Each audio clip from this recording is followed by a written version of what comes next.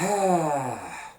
C'est là qu'il y a une différence, en tout cas pour moi, et qui se remarque dans le fait de faire évoluer son statu quo de façon intelligente et pas ennuyeuse, comme dans l'épisode 14, par exemple, il y a peu de temps de ça, et faire évoluer ce statu quo de façon un petit peu trop facile et forcée, comme dans ce double épisode, qui n'est pas mauvais, parce que j'apprécie la façon dont ça fait évoluer le statu quo, c'est-à-dire que ce statu quo évolue et que on découvre certaines choses. Mais punaise, la mise en scène est tellement forcée et un peu foireuse, un peu en contradiction même avec ce qu'il y avait avant. Ce qui fait que j'arrive pas à être autant pris dedans que je devrais, quoi. Ça devrait être plus que correct ce qui est mis en place, mais c'est juste correct.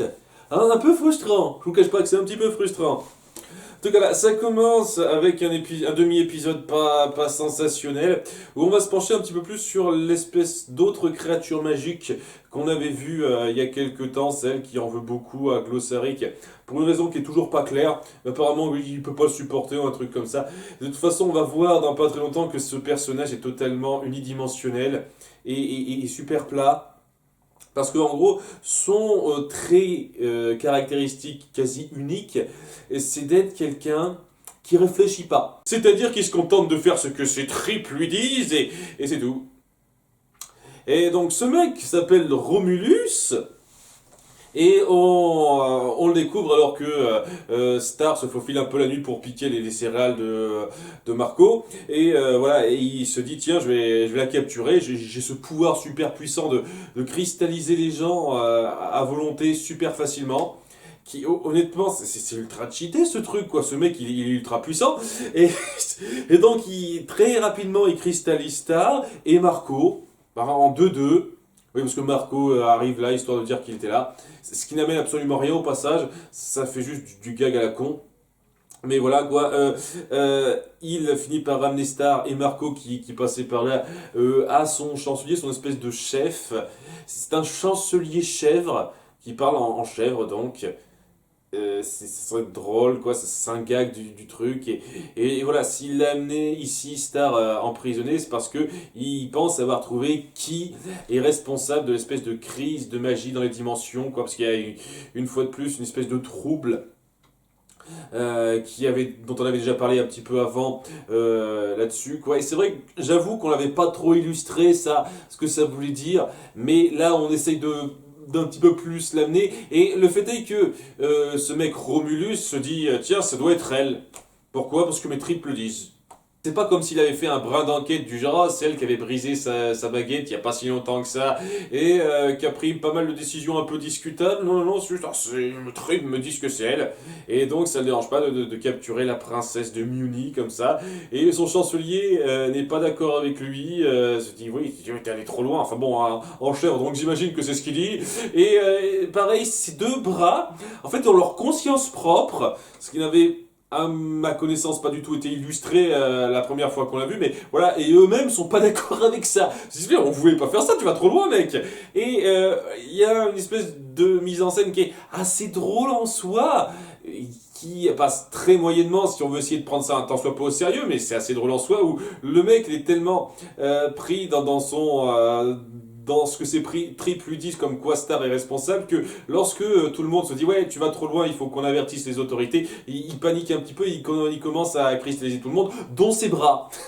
Donc la mise en scène est assez marrante, hein. Je ne lis pas une seule seconde hein, par rapport à ça, mais voilà, ça va pas du tout aider à appuyer une espèce d'évolution qui est mise en place. Parce que bon, au bout d'un moment, le mec finira par paniquer, dire il n'y a plus personne qui le suit, il sait pas quoi faire, son chancelier ne le suit pas, qu'est-ce que je vais faire par rapport à ça, et il finit par un petit peu sortir Star de son cristal et lui raconter un peu ce qui se passe, comme quoi il y a donc cette espèce de trouble dans les dimensions qui a amoindri la magie et que ouais, il a besoin, enfin il cherche un responsable et apparemment c'est ce trip lui ont dit que c'était elle, alors que bon il y avait une fois de plus rien qui indiquait ça clairement. Et c'est là qu'il pointe le fait que il a déjà fait ça avant, il a coincé des tas de méchants grâce à son pouvoir de cristallisation. C'est l'air d'être un super héros magique de son coin celui-là, mais apparemment il a jamais trop réfléchi et c'est pour ça qu'il a fait quelques bourdes dans la mêlée. Et voilà, c'est traité en gag, une fois de plus, ça va pas plus loin que ça. Et je sais pas quoi en penser particulièrement au bout d'un moment. Il y a Star qui dit ok, tu dois peut-être mieux réfléchir et pas seulement faire confiance en tes tripes. Et le mec dit ah ouais, t'as raison, ce serait pas plus mal. Ok. Et ils finissent par se rapprocher via un truc qui m'énerve un petit peu. Parce que voilà ce qui se passe. Il y a Romulus qui finit par parler de Glossaric et qui l'énerve, quoi. Glossaric va encore jubiler après la porte que j'ai faite. Et Star lui dit ah, ça risque pas d'arriver, il a été kidnappé. Ah bon? Et il n'est pas au courant déjà, c'est super sympa. Mais voilà quoi, il n'était pas au courant. Ils finissent par se retrouver un petit peu dans le fait qu'ils ont du mal à supporter Glossaric. C'est un petit peu un enfoiré. Hein, c'est un enfoiré, mais il est super puissant, tout ça, tout ça. Mais ils se retrouvent tellement là-dedans qu'ils finissent par s'entendre un petit peu. Et ils passent un petit marché sympathique, au calme, où Star lui dit ok, tu sais quoi, je vais pas parler de ce que t'as fait aux autorités, donc tu seras pas radié pour ça, parce que apparemment, oui, son espèce de chancelier chèvre, personne ne le comprend sauf lui, ou un truc comme ça. J'imagine qu'il arrivera à convaincre ses bras, ou un truc comme ça. Et j'en parle pas. Et toi, de ton côté, tu me parles pas de mes bourdes au comité magique. Comme quoi, oui, j'ai perdu le bouquin avec Glossaric et la question que je pose, mais il devrait déjà savoir ça, le comité magique. Qu'est-ce que c'est que cette merde? Qu'est-ce que c'est que ce truc qu'on nous balance comme ça? Ok, je dis pas tes bourdes, tu dis pas les miennes, seulement t'as dit tes bourdes à tes parents, donc ils devraient être au courant. Le comité magique, surtout que c'est pas les seuls, quoi. Ils ont bien prévenu Baby lorsqu'il est venu l'interroger, quoi. Ça me paraît un peu évident que les autorités compétentes devraient être au courant. Voilà, une fois de plus, il faut rendre les autorités incompétentes d'une certaine façon, quoi. C'est ça qui va me gonfler, quoi. J'ai le sentiment que le problème de Ludo et compagnie, la baguette à retrouver, le sort et tout, le bouquin de sort, tout ça, les parents de Stars ils n'auront absolument aucun rôle là-dedans, quoi. Ils essaieront de faire certains trucs dans leur com, mais ça amènera à que dalle, et c'est Star qui devra tout faire elle-même, parce que les autorités doivent être des putains de bons à rien qui servent à que dalle. Je vous emmerde, ça me gonfle, ça arrête pas d'appuyer cette merde, quoi, et ce genre de détails, ça me saoule. Donc ouais, c'est pas super cohérent avec ce qui est mis en place, ce truc, ce lien est un peu facile et grossier. Ça peut mettre en place une amitié intéressante par la suite, mais sur le coup, c'est fait avec le cul. Donc ouais, est-ce que c'était affreux? Non, parce que là, à nouveau, c'était plutôt drôle dans la mise en scène. Le personnage de Romulus, c'est pas mauvais en soi, il est plutôt sympathique, marrant à observer, mais putain, en termes d'incorporation dans le fil rouge, c'est un petit peu de la merde, vous m'excusez, hein. Donc voilà, indépendamment ça va, dans le grand ordre des choses, ça me fait grandement tiquer. Et ouais, c'est un petit peu moins grave pour les segments suivants, parce que bon, ça suit une suite logique par rapport à ce qu'il y avait avant. Et c'était prévisible, mais voilà, on va se centrer sur Ludo et Glossary, qui est, comme d'habitude, Ludo est un ahuri, pas capable de grand-chose. Je veux dire, le mec, apparemment, il n'est pas foutu de réfléchir 3 secondes, et cette espèce de petit moment où c'est affirmé au début, dans la saison 1, ça n'a absolument aucune conséquence, quoi. Je veux dire, apparemment, vous êtes parti pour donner une explication un petit peu acceptable à pourquoi il a été attiré vers cette demi-baguette, c'est cool, mais en dehors de ça, putain, ce que vous avez mis en place, en gros, c'est juste un putain de bouffon pas foutu de réussir quoi que ce soit. Et je comprends pas pourquoi on se centre autant sur lui, quoi. Pourquoi on passe autant de temps sur ce connard si c'est juste pour en faire un bouffon débile, quoi. C'est censé être drôle, au bout d'un moment, je vous jure, ça n'est pas plus que ça. Mais bon, là, Ludo est stupide, il sait pas bien gérer les choses, donc il croit qu'il va séquestrer Glossaric, mais bon, il y a une fenêtre qui le laisse complètement ouvert à ce qui se passe dehors, donc il n'y a aucun problème. Il a même pas essayé quoi que ce soit durant une certaine période de temps, parce que à nouveau, quoi, je sais pas combien de temps ça se passe après le moment où il a capturé le bouquin, ça donne l'impression qu'il s'est passé une certaine période de temps, mais c'est pas clair là non plus. En tout cas, voilà, quoi, Glossary qui est pas particulièrement impressionné, mais il suit quand même les vœux du maître du bouquin, parce qu'il a mis la main dessus. Ils essayent de mettre en place que c'est quelqu'un de super neutre qui suit juste sa fonction, et puis voilà. Ça n'a jamais été super clair pour moi, parce que si c'est vraiment ce qu'il faisait sur sa fonction, il a été un petit peu un connard envers Star à ce niveau-là, et a été assez inefficace à certains moments, une fois de plus. Mais là, il essaye d'être à l'écoute, de suivre un petit peu le flow avec Ludo, et d'être relativement efficace ce coup-ci. Donc c'est complètement inconsistant pour moi. Il est à peine efficace avec Star. Avec Ludo, il essaye vraiment sincèrement de faire quelque chose et de suivre un peu le flot de sa mentalité qui est vraiment assez discutable. Je veux dire, il y a un passage au début, j'ai du mal à comprendre le délire. Ou déjà, bon, c'est un détail à la con, mais il y a Ludo qui lui dit aide-moi à apprendre les sorts parce qu'apparemment il n'a pas essayé lui-même de lire le bouquin pour essayer de comprendre lui-même. Il se dit tiens tout de suite il faut que je demande l'aide de ce type pour y arriver. C'est clairement pas instauré d'une quelconque façon. On n'insinue pas une seule seconde que il a essayé de lire le bouquin et que maintenant qu'il n'a pas compris parce qu'il est stupide ou parce que c'est assez cryptique ce qu'il y a écrit dessus, doit se tourner vers Glossaric. Non, non, non, il part direct en mode il faut que Glossaric me dise comment faire.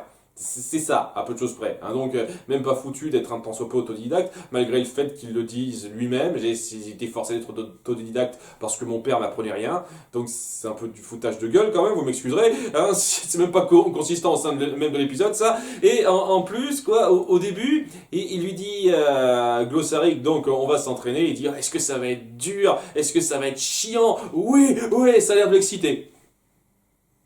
Ok, je savais pas qu'il avait ce côté masochiste, sauf que non en fait. Ça excite pas plus que ça, dès lors que ça commence à être dur, parce que ouais, Glossaric le force à porter le bouquin quelque part, ce qui sert à rien pour se foutre de sa gueule, quoi. Ouais, tu voulais que ce soit dur, c'est dur. Ah bah en fait non, ça me fait pas, ça me fait pas plaisir. Donc voilà, il n'y a même pas de consistance, c'est un gag de merde qui sert à rien pour remplir l'épisode.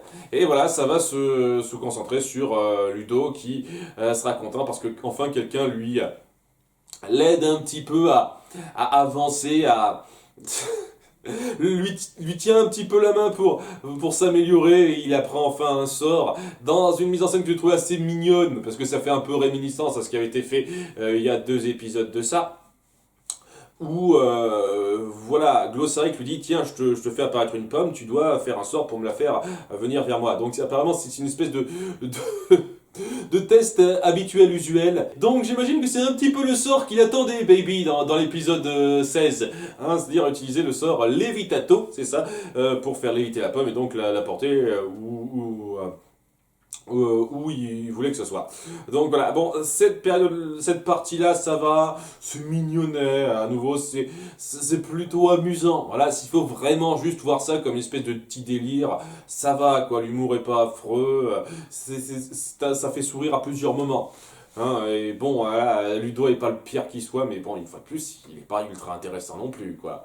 Mais bon, quand Ludo il est tout content, ouais, il y a enfin une figure paternelle qui veille sur moi, c'est trop génial.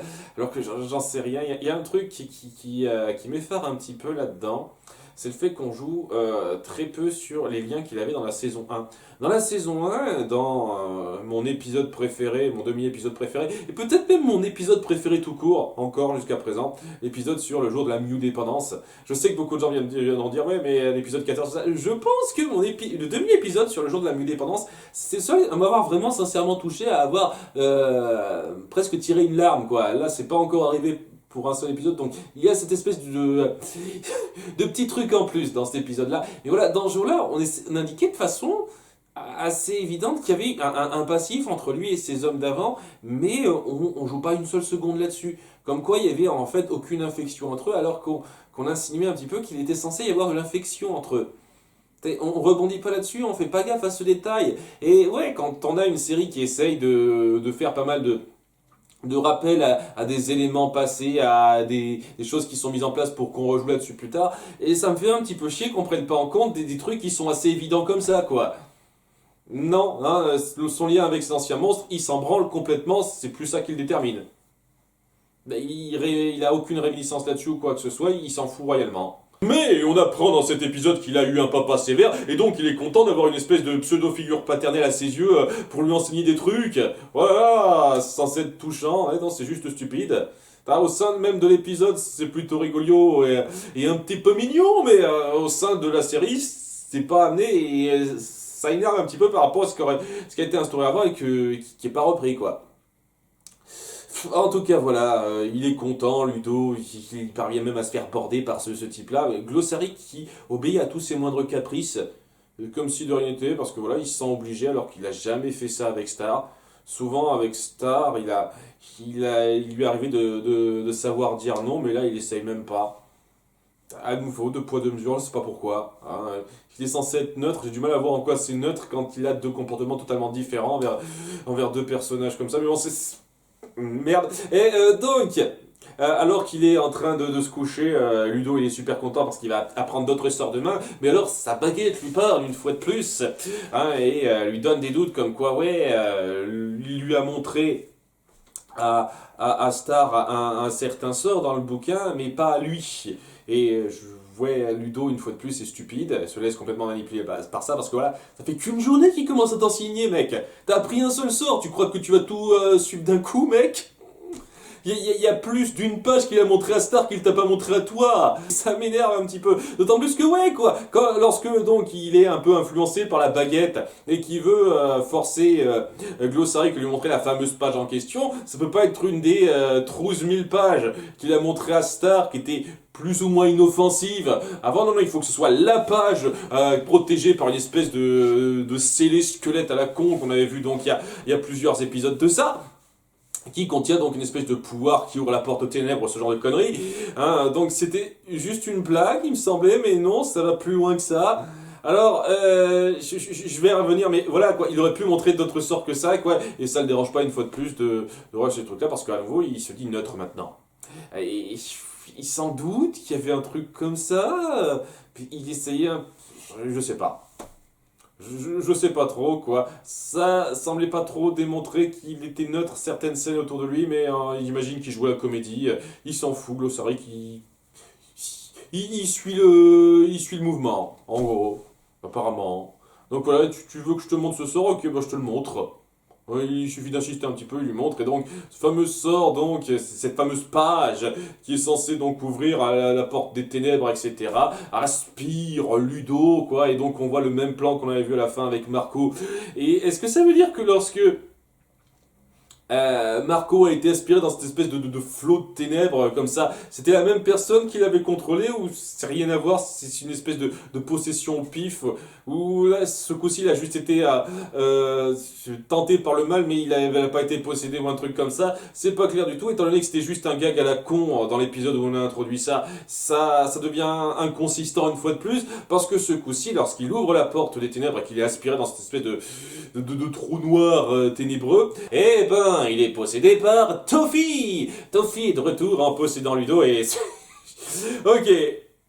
Alors, pour autant que je suis vraiment pas fan de la façon complètement forcée et ridicule dont vous avez amené ça, et comme quoi, ouais, ça valait vraiment pas le coup d'introduire cette merde de page comme gag, à la limite, quoi, ça aurait suffi si vous aviez pas fait le gag de fin avec Marco. Vous auriez pas fait le gag de fin avec Marco dans le fameux épisode, je sais plus exactement lequel, où on a introduit cette page, j'aurais pas eu de problème avec ça. Mais étant donné que vous en avez fait un gag à la con à la fin pour chier sur le personnage de Marco, et ben ça perd de l'impact à ce moment-là. Je vous jure, ça perd de l'impact. Hein, surtout quand vous dites que ça peut se défaire rapidement d'un sort et que ça se fait hors champ, quoi. Donc, ouais, là, ce coup-ci, par contre, ça ouvre une porte de ténèbres et comme apparemment Toffee avait mis son âme, un tout petit peu imprégné son âme dans ce demi-sceptre, il est lié à Ludo et donc il peut le posséder. Je crois, semble-t-il. Ce qui est au passage, faut voir un petit peu ses motivations parce que maintenant il est revenu sur notre monde en possédant un autre corps et donc voilà ça peut être intéressant et puis je le redis je préfère largement Toffee à Ludo donc vivement qu'il réapparaisse dans le conflit je suis assez impatient de voir ça vivement mais voilà quoi, ses intentions sont assez peu claires pour l'instant parce que bon au début il voulait qu'elle fasse exploser détruire sa baguette, Star. Là, il va contrôler une demi-baguette et aura un certain pouvoir. Mais est-ce qu'il voudra tout de même détruire toujours la baguette ou est-ce qu'il aura des motivations différentes? On verra ça. J'espère que vous saurez être consistant avec lui. En tout cas, voilà, c'est là que ça se termine. Glossary qui dit OK. Je suis neutre, je m'en fous, tu fais ce que tu veux, Toffee. Même s'il semble se connaître un petit peu, cela. Ils sont déjà connus avant parce que j'ai pas souvenir une seule seconde l'avoir vu interagir avec Toffee dans la saison 1, ce type, donc Glossary.